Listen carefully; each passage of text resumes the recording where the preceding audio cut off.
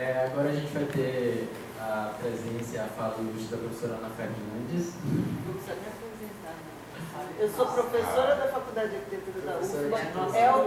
É o que me satisfaz. Professora então titulada na nossa Faculdade de Arquitetura.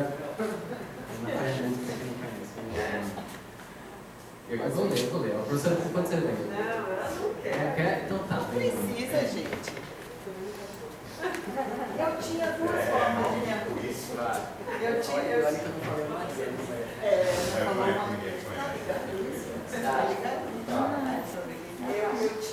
duas formas de me apresentar. Era assim, Ana Fernandes, professora da Faculdade de Arquitetura da UFA, que me satisfaz plenamente, e uma ex-paulista, né? Nascida em Birigui. Mas eu não posso mais dizer isso. Eu não posso dizer isso porque Birigui é uma cidade que tem tipo 80% de voto na extrema-direita. Então, assim, é algo que constrange a minha história, entendeu? É horrível. Ainda bem que eu tenho uma nova cidadania. Merecida. Mas então, pessoal, boa tarde. Primeiro eu queria saudar o Laboratório Urbano, todos vocês, todos os seus membros, saudar os colegas de mesa, os distantes, os próximos, as distantes e as próximas, e em nome da professora Paola Bernstein. Já para comemorar então com vocês duplamente, é muito bom poder falar duplamente, a construção da nossa vida acadêmica e também da nossa vida política e democrática. Então, é muito bom a gente ter esses espaços de esperança agora, né, que nos congregam às vezes. Então, pensando no tema que vocês propuseram, utopias e distopias urbanas, eu fiquei pensando assim, que se trata de campos extremamente complexos, com muitas formulações em torno deles e com uma historicidade muito longa, né? Então, eu pensei, e vou ser breve, eu pensei em partir de uma perspectiva crítica que me parece inspiradora. Ou seja, abordar os conceitos, estou considerando utopia e distopia como conceitos, né? Abordar os conceitos e suas descrições não enquanto substâncias, mas enquanto relações que se tecem entre seus componentes, se é que podemos falar assim. Isso coloca, então, em relevo a complexidade das conjunturas e dos contextos que atravessamos, porque eles mostram a coexistência desses campos e uma luta permanente entre eles por hegemonia. Olhando o mapa eleitoral do Brasil, nas eleições 2022, nós podemos bem ver isso, né? Ainda que visto na escala grande, quer dizer, como que é o Boaventura Santos, né, que fala que a escala grande é a escala da proximidade. Mesmo que a gente saia daquele mapa do Nordeste, do Norte versus o Sudeste, Centro-Oeste e Sul, quando a gente se aproxima para o nível municipal, a gente vai ver que tem aí um emaranhado, né, de posições que a gente poderia qualificar de utópicas e distópicas nesse nosso Brasil contemporâneo. Então, essa ideia da relação, da coexistência e da articulação entre diferenças significativas, que criam polaridades intensas, mas não são polaridades únicas, tem sido explorada, de certa forma, pelo lugar comum em seus eventos anuais e urbas. E eu tomo esse caminho porque ele me parece um caminho produtivo para a nossa conversa, e esse caminho que eu retomo a partir do lugar comum, eu o faço agradecendo enormemente a todos os membros do lugar comum, que possibilitam que a gente chegue coletivamente nesse tipo de discussão. Então, assim, no URBA 13 é porque em 2013, aliás, já antecipava, né? 2013, já mudou, enfim, mas não era totalmente utópico. O tema era cidade contemporânea, utopias, distopias e heterotopias, quando nós mobilizávamos conceitos, então, que de uma forma positiva ou negativa, e sob diferentes posicionamentos teóricos, buscavam explorar situações e alternativas sociedade e suas expressões, mesmo que essas existências e expressões existissem sob a forma de fogos de artifício ou de fogos fálicos. Assim, um emaranhado de conceitos pelos quais perpassamos alimentaram e alimentam a nossa reflexão. Então, utopias, desde Moros e o não lugar, as eutopias, do Patrick Guedes e o lugar presente, as heterotopias, de Foucault e os espaços outros, ou espaços terceiros, os enclaves do Jameson, que pensa muito numa região corporativa e no Estado, os processos de subjetivação do Deleuze e do Guattari, nas distopias do Orwell, ou uma utopia negativa, digamos assim, né?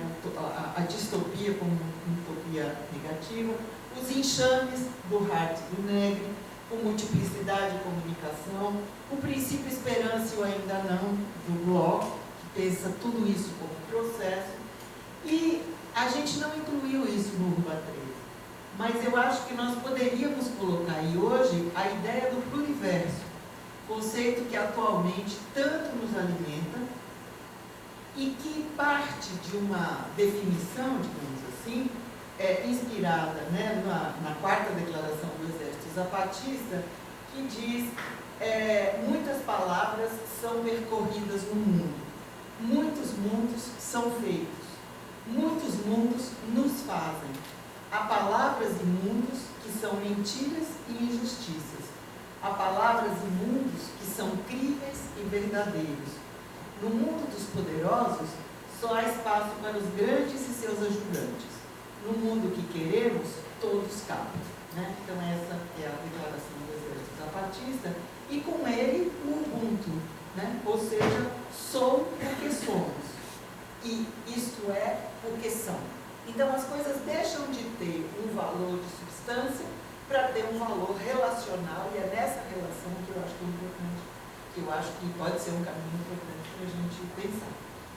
Desses conceitos todos, utopia e distopia talvez sejam aqueles que tenham sido construídos mais a partir de substâncias, que os definiram enquanto totalidade.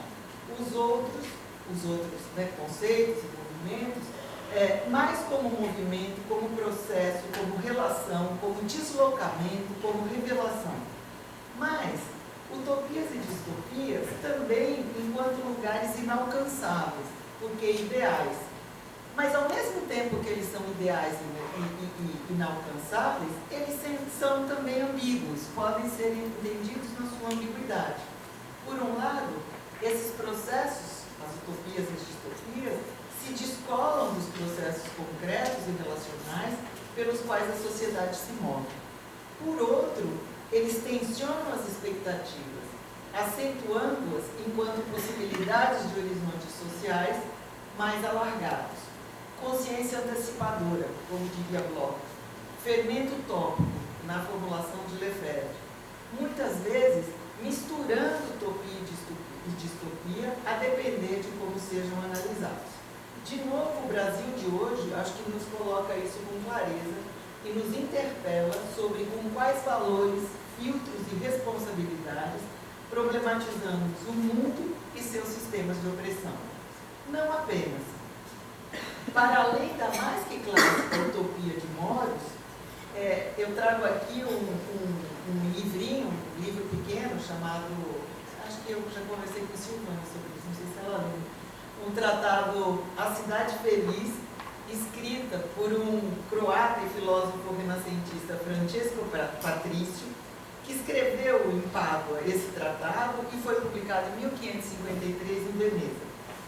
Isso é considerado quase como uma utopia, porque é no mesmo caminho, assim, muito próximo, inclusive, do que o Moros fazia. Então, na esteira das diversas idealizações urbanas do Renascimento tardio, a cidade ideal considerada por Patrício, do ponto de vista físico, deveria se localizar na costa, de preferência numa baía, e ocupar o alto de um platô para conforto climático e defesa. Socialmente, ela seria constituída de duas partes. Uma, miserável, é composta por trabalhadores. A outra, feliz, é composta por senhores. Os trabalhadores, aspas, não podem ser considerados como parte da cidade abençoada e, portanto, não podem usufruir os direitos dos cidadãos. Assim, alguns, os cidadãos, vão gozar seus privilégios, despreocupados e confortavelmente, os outros vão trabalhar e avançar penosamente e sofrer a escassez. Certo? Eu acho que isso aqui, assim, ele é tão inspirador, né, para a gente pensar o contemporâneo, seja a gente pensando a partir de uma perspectiva progressista, seja a gente pensando a partir de uma perspectiva conservadora, radical, de extrema-direita, etc. Porque esse conjunto de mundos que são os mundos que estão convivendo ao mesmo tempo. Aliás, isso é um pleonasmo vicioso, porque conviver já significa que é ao mesmo tempo. Tá certo? Mas, então, assim, eu acho que são questões que o Brasil hoje nos coloca para a gente pensar sobre esse caminho que vem agora, com grande esperança, com grande felicidade, né, por a gente ter conseguido chegar até aqui, mas com um nível de complexidade, de responsabilidade, que acho que é uma coisa bastante importante. Já o Urba 21, que foi o ano passado, ele buscou avançar nessa discussão sobre os horizontes societários e suas figuras conceituais e seus agentes e ativistas nas cidades.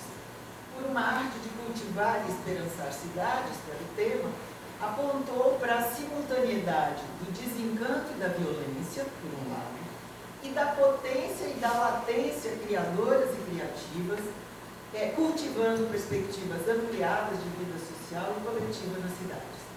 Esse imbricamento entre forças e tendências em colisão contínua está no âmbito dessa questão. E eu retomo, então, os termos do Urba 21. Ou seja, vivemos sim um mundo desencantado, uma tragédia que parece não ter fim, mesmo que a gente possa localizar espaços distintos quando a gente olha esse mundo desencantado. Mas se a gente olhar a Ucrânia, a Rússia, a Coreia do Norte, determinadas situações em países africanos, e mesmo na Europa, né, toda a migração que acontece via Mediterrâneo, mortes, etc., a depender de para onde a gente olhar, a gente vai ver coisas que não necessariamente nos trazem esse mesmo sentimento de felicidade que, felizmente, a gente pode ter no Brasil hoje, pelo menos para uma parte significativa da sua população. Então, essa tragédia que parece não ter fim, ela tem uma relação muito forte com uma hegemonia em crise, com o processo de desagregação, né, que é a fase atual financiarizada do guerreadora, não é guerreira, porque guerreira é uma palavra que pode até ser positiva. Não é guerreira, é mortífera mesmo, no sentido de mortal, letal, né, essa ação letal que esses processos estão nos levando, carrega consigo, claro, um aumento muito grande de instabilidades, de violência e de opressão. Mas a gente vive também outros mundos. E esses outros mundos, e aí eu acho que tem a ver com o que Daniel já falou, e muito, né, com o que Lina cultivava também como perspectiva, a partir do chão, do cotidiano, do comum, florescem movimentos que se insurgem contra todos os sítios, sejam os sítios que forem, pseudicídio, suicídio, feminicídio, etc., ecocídio, desconstruindo repetidamente a morte e suas fábulas, a injustiça e suas racionalidades, o destino marcado e suas dispossessões. São vínculos enredados e sempre em processo, que se alimentam da busca pela expansão de horizontes vitais em todas as direções e dimensões, sejam referentes à raça, gênero, sexualidade, ambiente, tradições, crenças, culturas, saberes, modos de vida, sejam formulações de pulsões de vida ainda por vir. Uma possibilidade, portanto, de ser individual e coletivamente, que marca um ponto de partida que é também um ponto de chegada, pois todo particular carrega uma fagulha universal. Ser ao mesmo tempo, e aí citando o bloco, uma tarefa e um enorme recipiente pleno de futuro. Insatisfação e esperança, portanto, caminham juntas, porque ambas brotam do não carência. É um alvorecer para diante, alimentado por fermento tópico e coletivo. Quem sabe, uma primavera histórica, que também é altamente inspirado em tudo que o Bloch escreve no Princípio Esperança, né? Uma primavera histórica, da qual são princípios guia razão ética e responsabilidade política e partilhada os destinos coletivos e individuais. Derivamos, então, para o conceito e a política do cuidado, ou seja, um processo de organização de responsabilidades como um momento moral, como protagonismo múltiplo. O cuidado adquire, então, centralidade e potência enquanto política urgente e abrangente de vida. Ou, como diria Puig de la Bella Casa, um estado afetivo, um imperativo, um fazer material vital e uma obrigação ético-política. A política do cuidado, portanto, já exercida e a exercer nas cidades, brota do não à carência enquanto insatisfação, esperança, como a gente acaba de ver a partir do Bloch. E se desdobra nas ideias do cultivar, do esperançar e do construir espaços favoráveis ao florescimento do comum. Uma espécie de convergência com o pluriverso, que reconhece e alimenta a pluralidade, cujo relativismo cognitivo, como conceitua Negri, se reconstrói como consciência ética comum, uma ética comum da responsabilidade. Assim, um mundo de experiências e expressões perpassam dimensões distintas, espetaculares, rotineiras, excepcionais. Nem sempre insurgências, não necessariamente capturas. Novas formas de visibilidade se constituem com diferentes extensões, nas quais discursos calcados na denúncia, na criação, na emancipação dos sujeitos e saberes são elaborados. Escancara-se a existência pujante de uma outra cidade, de uma outra esfera pública, de outro mundo comum, entranhados no agora e nas temporalidades emaranhadas dos processos e das ações e promissores de outros deveres, livres, pujantes e democráticos.